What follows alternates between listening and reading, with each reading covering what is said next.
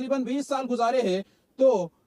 यही जो सर्विसेज है उसकी कंपेंसेशन में उसके जो बेनिफिट्स है वो एडजस्ट किए जाते हैं या एज ए कंपेंसेट किए जाते हैं, यानी मुराद ये है कि शोहर को वापस नहीं किए जाएंगे। तो इस तरह केसेस ला का महाशरे पर बहुत बुरा असर पड़ सकता है, यानी इस तरह केसेस ला जो है वो महाशरे में बिगाड़ पैदा कर सकती है। और हमारे सामने जो नेक्स्ट केस ला है 1988 MLD पेज जो है 427 कराची हाई कोर्ट, इसमें डिस्कस किया गया है जो पेरासी है Muhammadan law khula quantum of compensation to be paid by wife to husband in lieu of khula, यानी इन रिगार्ड ऑफ खुला या in the cases of khula, restitution of benefits received by wife, reciprocal benefits received by husband, gifts by husband to wife during substance of marriage, not to be restored as compensation for khula.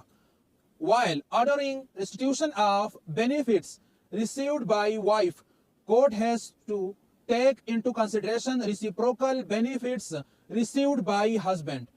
continuous living together, performing marital obligation by wife, housekeeping and cooking for husband, bearing him children and assisting in bringing up children could also be considered as benefits received by husband. Gifts by husband to wife could not be considered as compensation for the benefits that he received from marriage for 20 years. इस केसला में खुला में जो हक महर की वापसी है या जो बेनिफिट्स की वापसी है उसके बारे में डिस्कस किया गया है। जनरली बेनिफिट्स के बारे में बात की गई है कि अगर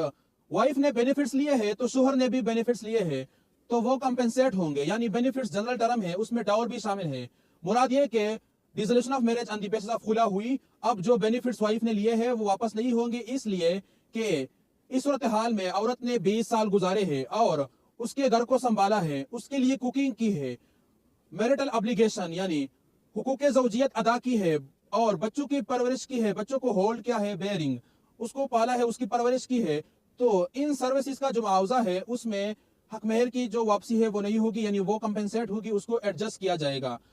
तो इसमें यह डिस्कस किया और इसी के इस्लाम में यह भी डिस्कस किया गया है कि डिसोल्यूशन ऑफ मैरिज के बाद जो इद्दत का दौरानिया है उसमें भी नान नफा का शोहर अदा करेगा, तो उसकी जो अदायगी है वो भी क्या हो जाएगी, एडजस्ट की जाएगी, जो बेनिफिट्स वापस करने हैं या जो रिटर्न करने हैं। तो यहाँ पर मुराद यह है कि रिस्टोरेशन ऑफ डाउर या बेनिफिट्स नहीं होगा, क्योंकि औरत ने भी सर्विसेज दिए हैं, तो उसका मुआवजा कंपेंसेशन समझ के पेड समझा जाएगा कि शोहर को डाउर जो है वो वापस किया गया है या उसने हासिल किया है, डाउर को पेमेंट हुई है या पेड किया गया है in the light of services received from his wife.